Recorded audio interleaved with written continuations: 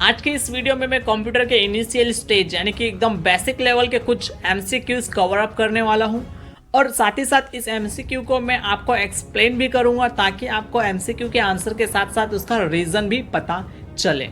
सो ये वीडियो जो है सभी स्टूडेंट्स के लिए काफ़ी इंपॉर्टेंट है as well as basic knowledge के लिए। और अगर आप कॉम्पिटिटिव एग्जाम्स के लिए भी प्रिपेयर कर रहे हो या फिर आप कॉलेज लेवल पे भी हो, तो अगर आपका कंप्यूटर सब्जेक्ट है तो आप सभी के लिए ये वीडियो काफ़ी हेल्पफुल होगी। सो वीडियो को एंड तक देखिए, वीडियो पसंद आता है तो वीडियो को शेयर कीजिए। सो चलिए स्टार्ट करते हैं। Start today's battle. Question number 1, by using Microsoft Word we can do. Microsoft Word को यूज करके हम इन ऑप्शन दिए गए ऑप्शन में से हम कौन सा कार्य कर सकते हैं? पेस्ट करना पिक्चर को, टाइपिंग करना, फॉर्मेट करना टेक्स्ट को, या ये सभी? Think your answer. अगर आपको आंसर पता है तो कमेंट जरूर कीजिए। And the answer is D.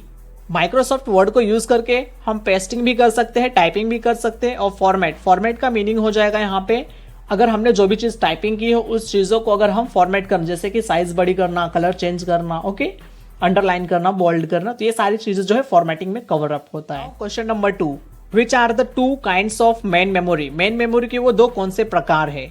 CD and DVD, RAM and ROM, primary and secondary, direct and sequential. और आंसर है इसका बी, रैम एंड रोम।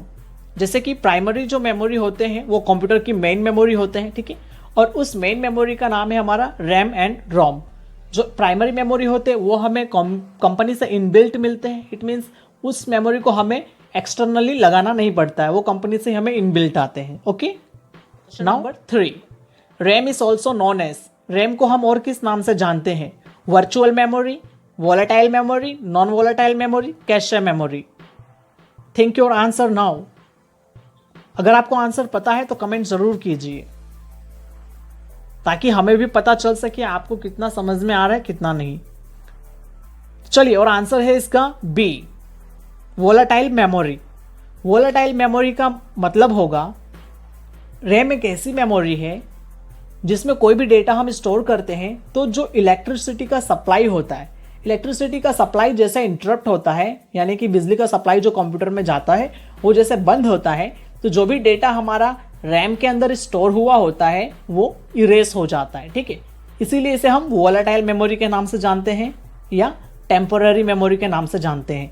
अगर आप इस चीज़ को डिटेल में पढ़ना चाहते हो तो इसके पहले मैंने एक वीडियो बना रखा हूँ, कंपोनेंट्स ऑफ कंप्यूटर, ठीक है। उसके अंदर ये सभी कंप्यूटर के जो बेसिक कंपोनेंट्स होते हैं वो सभी चीज़ों के बारे में मैंने काफ़ी इंटरेस्टिंग वे में एक्सप्लेन किया है, काफ़ी इंफॉर्मेटिव होगी वो वीडियो। सो वो वीडियो को आप देख सकते हो। आई होप गाइस कि आप इंजॉय कर रहे होंगे। अगर आपको कुछ नया सीखने को मिलता है तो चैनल को सब्सक्राइब कीजिएगा। Okay, now question number 4, the main memory of computer is known as. Computer की मेन मेमोरी को हम किस नाम से जानते हैं?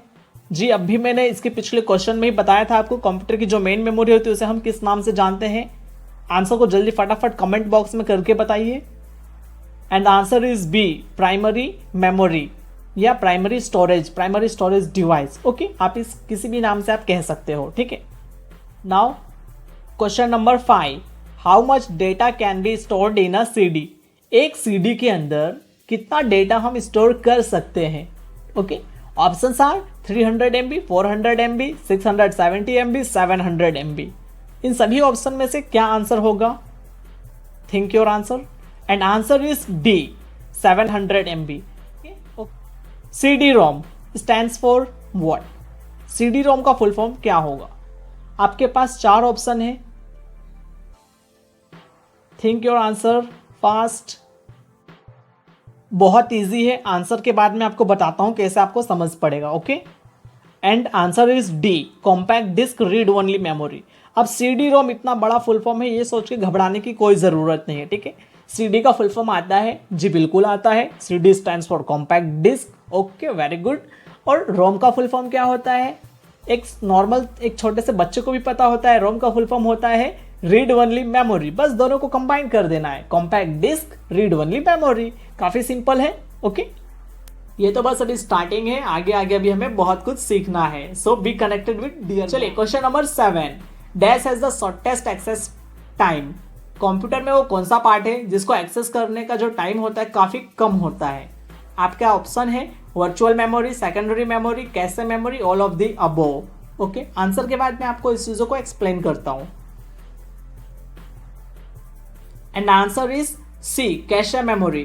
तो कैशे मेमोरी जो होता है सीपीयू का एक मेमोरी होता है, ठीक है, जिसका यूज सीपीयू कब करता है, जब उसे कोई भी इंस्ट्रक्शन पे प्रोसेस करना होता है, ठीक है, कोई कैलकुलेशन करना होता है, किसी भी चीज को, ठीक है, प्रोसेस करना होता है। तो उस समय पे जो सीपीयू होता है क्या करता है, जो भी चीज़ों को रिकॉर्ड करना होता है वो उस मेमोरी के अंदर रिकॉर्ड करता है। और आपको पता है कंप्यूटर कितना फास्ट वर्क करता है, ठीक है, पर सेकंड में वो मिलियंस ऑफ इंस्ट्रक्शन को प्रोसेस करता है। तो बस उतने छोटे छोटे टाइम के लिए ही वो कैसे मेमोरी को यूज करता है।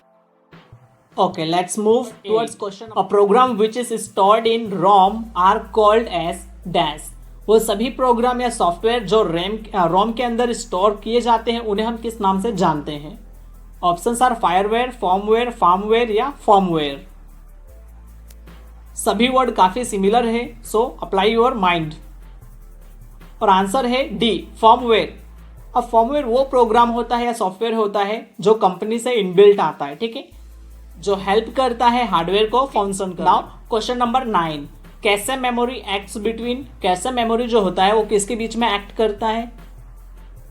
Options are CPU hard disk, RAM and ROM, CPU RAM, all of this. अगर आप दिमाग लगाते हो तो इस चीज को मैंने पीछे भी एक्सप्लेन किया था, आप समझ सकते हो। And the answer is C, CPU and RAM. जैसे आपको पता है सीपीयू जो कैसे मेमोरी होता है, सीपीयू का पार्ट है, सीपीयू के अंदर जो मेमोरी होती है वो कैसे मेमोरी होता है, ठीक है। और जब कोई भी वर्क होता है कंप्यूटर में, कंप्यूटर जब प्रोसेस करता है तो वो रैम मेमोरी का यूज करता है। क्यों? क्योंकि रैम मेमोरी जो होती है सबसे फास्टेस्ट मेमोरी होती है, ठीक है, तो वर्क स्पीड हो सके इसीलिए कंप्यूटर जो होता है रैम का यूज करता है, ठीक है। और जो कैसे मेमोरी होता है सीपीयू के अंदर होता है। तो इट मीन्स इसका आंसर क्या होगा? सी, सीपीयू एंड रैम। इन सभी एमसीक्यू को मैं एक्सप्लेन तो कर रहा हूँ, लेकिन अगर आप एकदम क्लियर वे में समझना चाहते हो तो जो मैंने अभी आपको इस वीडियो के स्टार्टिंग में बताया था, मैंने कंपोनेंट्स ऑफ कंप्यूटर के ऊपर एक वीडियो बना रखा हूँ, उस वीडियो को आप जरूर देख लेना, तो ये सारे डाउट्स जो होंगे आपके क्लियर हो जाएंगे, ठीक है। लिंक मैं आपको डिस्क्रिप्शन में प्रोवाइड कर दूंगा। Now question number 10, full form of USB. USB का फुल फॉर्म क्या होगा? यूनियल serial bus, universal serial bus, universal serial board या नन ऑफ दिस। आंसर सोचिए, काफी इजी है और आंसर है आपका universal serial bus. Number 11, which parts of the computer is used for calculating and comparing. Computer का वो कौन सा पार्ट है जिसे हम कैलकुलेट करने के लिए और कंपेयर करने के लिए यूज करते हैं? Options are on the screen, think your answer now. And answer is ALU। CPU का जो पार्ट है ALU, जिसका फुल फॉर्म होता है अरिथमेटिक लॉजिक यूनिट, उसका काम है क्या?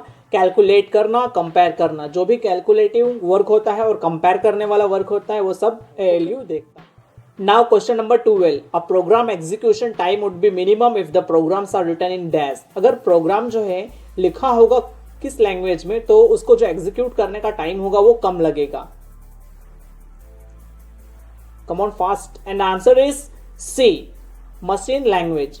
अगर किसी भी प्रोग्राम को हम मशीन लैंग्वेज में लिखते हैं तो वो कंप्यूटर के लिए समझना काफी इजी होगा, तो जो टाइम होता है प्रोग्राम को एग्जीक्यूट करने का, रन करने का, वो कम हो जाएगा। Now question number 13, a device that transmits messages in verbal form is dash. वो कौन सी डिवाइस है जो हमारे मैसेजेस को वॉइस की फॉर्म में हम तक पहुंचाती है? And answer is a, audio response unit. Audio response unit जो है वो डिवाइस है जो भी हम क्वेश्चन कंप्यूटर से करते हैं उस कंप्यूटर को उस आंसर को वो हमें वॉइस की फॉर्म में हम तक पहुंचाती है, ठीक है। Now question number 14, which of the following attribute specifies the number of time that a sound should repeat. इसमें से वो कौन सी एट्रीब्यूट है जो ये बताता है कि पर्टिकुलर किसी भी चीज को, साउंड को या किसी भी चीज को कितनी बार रिपीट करना चाहिए, ठीक है। और आंसर है आपका बी, लूप, ठीक है। लूप का मतलब होता है रिपीट करना, ठीक है। इसीलिए लूप जो है एक एट्रीब्यूट है जो क्या करता है, किसी भी चीज को कितने नंबर ऑफ टाइम्स रिपीट करना है वो इंडिकेट करता है, ठीक है। Now question number 15, the main folder on a storage device is called. Storage device में जो भी मेन फोल्डर होता है उसे हम किस नाम से जानते हैं? Device driver, root directory, interface या प्लेटफॉर्म। काफी सिंपल है इसका आंसर।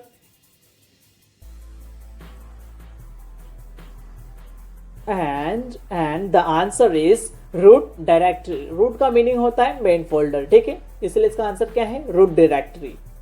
और इस फोल्डर को हमें क्रिएट नहीं करना पड़ता है। Now question number 16, the name of the program which is written for making uses of a computer. वो ऐसा कौन सा एप्लीकेशन है या प्रोग्राम है जिसे हम कंप्यूटर को यूज करने के लिए बनाते हैं? Options are on the screen.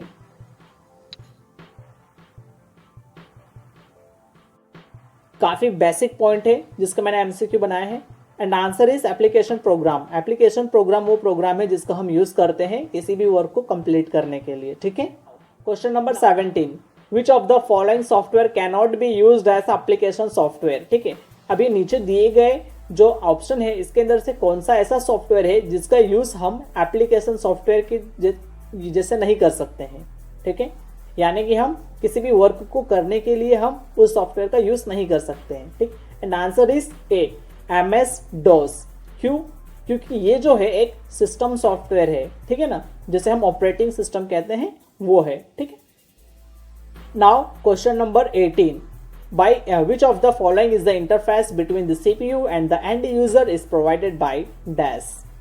Options are software, control unit, storage device, peripheral devices. Apply your mind, think your answers. And the answer is D, peripheral device. CPU को हम एक कंप्यूटर मानते हैं, ठीक है, और एंड यूजर जो computer को यूज कर रहा होता है, ठीक है। तो CPU और यूजर के बीच में जो इंटरफेस होता है वो क्या होता है? तो हार्डवेयर होते हैं, पार्ट्स ऑफ कंप्यूटर्स, ठीक। Now question number 19, when the display would be better among the following. इन नीचे दिए गए सभी ऑप्शन में से अगर हम कौन सा ऑप्शन सेलेक्ट करते हैं तो जो हमारी डिस्प्ले की क्वालिटी होगी, जो भी हमारे स्क्रीन पर डिस्प्ले हो रहा है उसकी क्वालिटी बेटर होगी।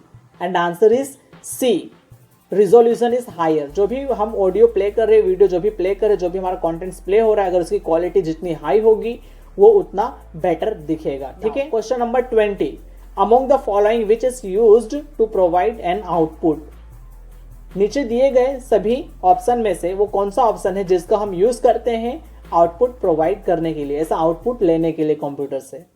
Shot put, input, output, any of the above. Very simple it is, and the answer is C, output. Output device का हम यूज करते हैं ऐसा आउटपुट को डिस्प्ले करने के लिए।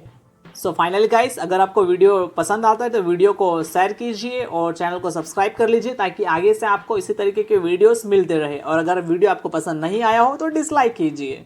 मिलते हैं अगले वीडियो में, तब तक के लिए टेक केयर, बाय बाय।